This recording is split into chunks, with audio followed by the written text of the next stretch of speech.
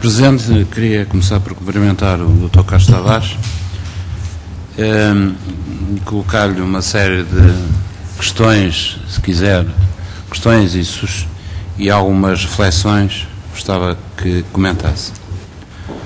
Na sua intervenção inicial falou de pelo menos dois pontos de vista do problema do financiamento da economia. Um deles constatando aquilo que é um excessivo peso dos custos financeiros que fazem com que a margem disponível para as sociedades não financeiras destinada ao investimento seja praticamente inexistente. E, portanto, eu permito-me sublinhar essa sua afirmação,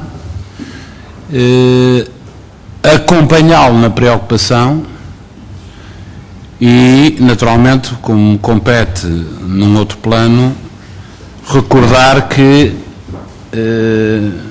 as tentativas para que esta situação seja alterada, designadamente do ponto de vista político, que tem que ser em sede política, que se tem que procurar alterar alguma coisa desta estrutura de custos, têm sido frustradas e, portanto, queria partilhar consigo, primeiro, o sublinhar e o enfatizar daquilo que é uma constatação da CMVM e depois, do ponto de vista político, transmitir-lhe que estamos igualmente preocupados com esta situação e que não temos tido êxito, não temos tido eco da parte do Governo, particularmente, no alertar para uma situação deste género que deveria e teria que ser ultrapassada rapidamente.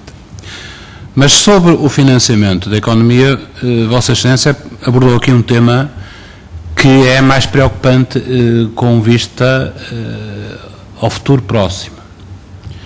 Isto é, aquilo que é o financiamento destinado às empresas não financeiras produtoras de bens transacionáveis e de bens não transacionáveis.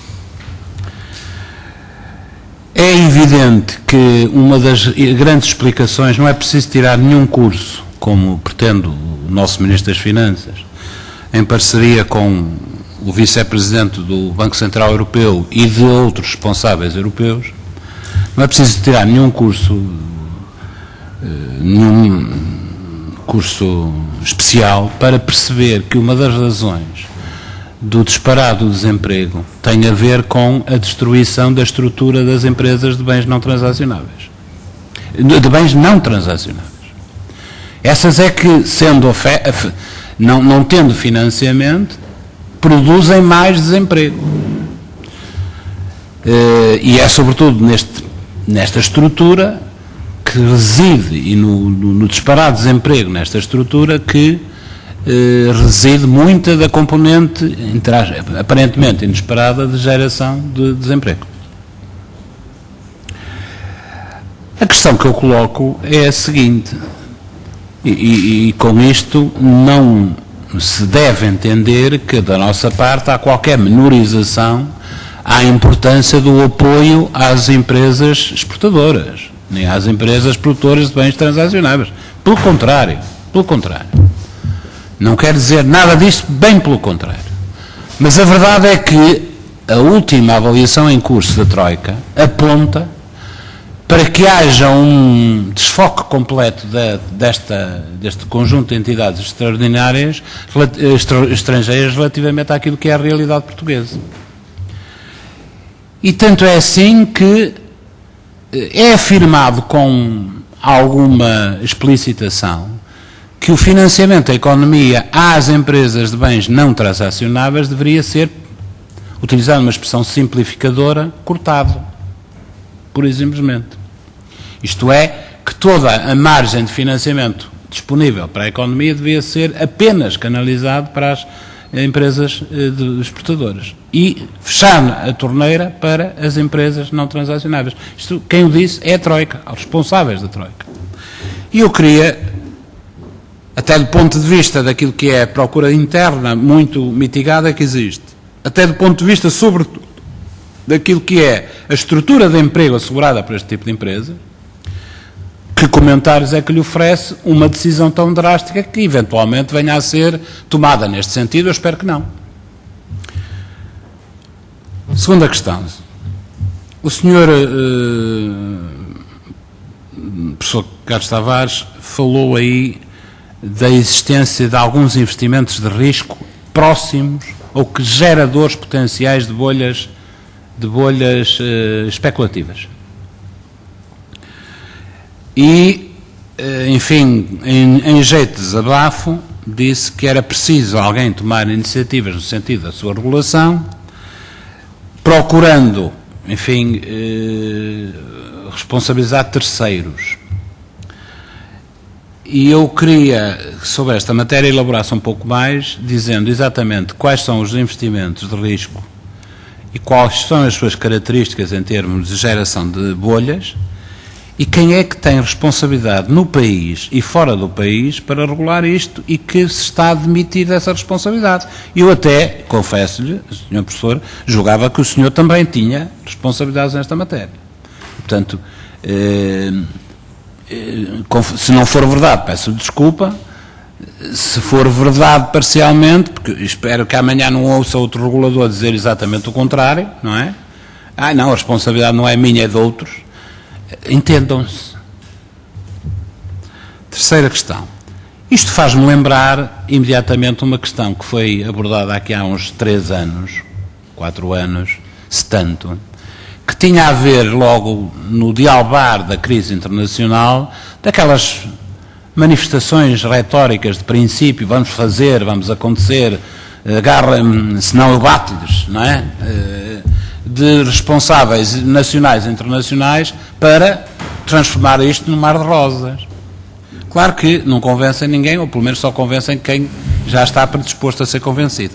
Mas na altura falava-se, até chegou a haver um anteprojeto que foi distribuído aos reguladores, salvo erro, tenho a certeza que foi, num anteprojeto do governo, de um senhor ex-ministro que ontem esteve aí a depor na comissão de inquérito, que tinha a ver com a unificação da regulação e quer no plano nacional, a partindo da unificação do plano nacional, até, enfim, para entroncar naquilo que seria a realidade externa. Eu queria saber em que caixote de lixo é que para este projeto do Dr. Teixeira dos Santos para dar nome às pessoas. Quarta questão. Aqui há uns, não muitos dias, o senhor Dr. Carlos Tavares esteve nesta comissão a propósito daquilo que seriam as condições da oferta pública de aquisição da Simpor. Na altura foi muito parcimonioso nas suas afirmações, resguardando-se na falta de informações que dispunha na altura ainda. A ideia um pouco foi esta. Ontem a CMVM tomou uma decisão que é conhecida, a tornar obrigatória a oferta pública. Eu julgo que neste momento estará em condições de nos prestar informações complementares, designadamente a todo aquele conjunto de notícias que pré-anunciavam poder haver uma espécie de concertação entre entidades na fórmula e na forma como foi lançada essa operação pública de aquisição. E, finalmente, uma última questão, se o Sr. Presidente me der licença, que tem a ver com o seguinte. Dentro das competências sancionatórias que estão atribuídas à CMVM, eu julgo poder saber que estão poderes sancionatórios ou de instauração de investigação sancionatória perante entidades individuais ou coletivas, insisto, que tenham ultrapassado aquilo que julgo serem as regras de comportamento no lançamento de emissões de papel comercial. Em situações em que, desrespeitando aquilo que é a atitude prudencial conveniente, esse papel comercial é vendido com deficiente informação aos compradores e, eventualmente, através da utilização daqueles esquemas de assemelhar o papel comercial a depósitos a prazo garantidos. Isto foi uma situação recorrente ao longo dos tempos, suponho que porventura e às vezes existe. Eu queria saber se o senhor professor Carlos Tavares encara como admissível a coexistência de pessoas ou de instituições, da manutenção destas práticas e da manutenção no exercício dos mais altos cargos da administração financeira a pessoas que tenham incorrido nestas práticas de forma reiterada.